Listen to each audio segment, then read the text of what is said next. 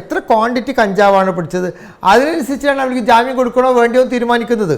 നമ്മുടെ ഈ NDPS നിയമത്തിൽ കൃത്യമായി പറയുന്നുണ്ട് ഓരോ മയക്കുമരുന്നിൻ്റെ അളവ് എത്രയാണ്, അതെന്താണ് കൊമേഴ്ഷ്യൽ ക്വാണ്ടിറ്റി, എന്താണ് ലാർജ് ക്വാണ്ടിറ്റി, അങ്ങനെ ഓരോ ക്വാണ്ടിറ്റി എങ്ങനെയാണ് കൃത്യമായി പറയുന്നുണ്ട്. ആ ക്വാണ്ടിറ്റി അനുസരിച്ചാണ് ജാമ്യം നിശ്ചയിക്കാനുള്ള അധികാരം. വളരെ ചെറിയ തോതിലാണ് നിങ്ങളടുത്ത് പിടിക്കുന്നെങ്കിൽ ജാമ്യം ലഭിക്കും.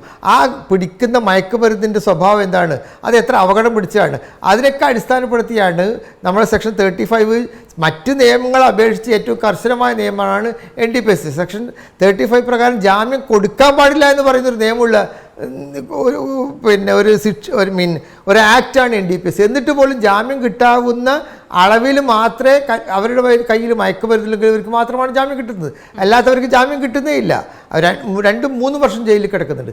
നമ്മളിപ്പം തന്നെ ഷൈൻ ടോം ചാക്കോ ആദ്യത്തെ കേസിൽ 90 ദിവസം ജയിലിൽ കിടന്നിട്ടുണ്ട്. ജനുവരിയിൽ പിടിച്ചിട്ട് മാർച്ച് 30 അദ്ദേഹത്തിന് ജാമ്യം കിട്ടുന്നു 2015.